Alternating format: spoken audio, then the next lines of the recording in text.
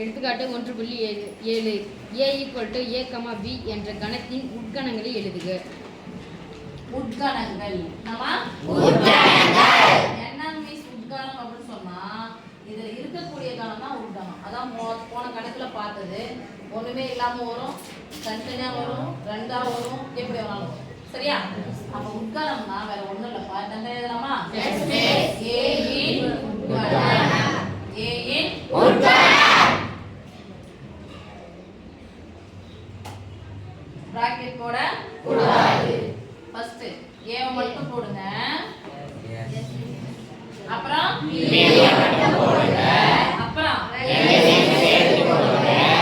சேர்த்து போட்டேன். அப்புறம் எதையுமே போடாதீங்க. ஓகே? Yes miss. இது ஒரு பிராக்கெட் குள்ள எழுத பாருங்க, தப்பா போயிடும். இது தனியா எழுதணும், தனியா கணக்கமா எழுதணும். ஓகே? Yes miss. இப்போ பயிற்சி 1.2 7வது கணக்கு. a a, b எனில் a இன் எல்லா உட்கணங்களையும் எழுதுக. a இன் எல்லா உட்கணங்களையும் எழுதுக. நம்ம எல்லா உட்கணம் எழுதலாமா? Yes miss. எல்லா உட்கணம் a இன் உட்கணம். a இன் உட்கணம் எல்லாம் தனியா எழுதுங்க. a இத தனியா எழுதுங்க. a, b சொல்ல மாட்டீங்க.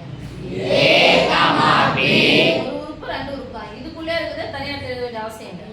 ஒரு உறுப்பு இந்த ஒரு உறுப்பு. ஓகே? Yes miss. அப்ப a கமா எத்தனை எழுதச்சா? Yes miss. இப்ப ரெண்டுத்தையும் சேர்த்து எழுதுங்க. a comma b. Okay? Yes miss. அப்புறம் எதையுமே எழுதாதீங்க உள்ள. வெற்று ரைட்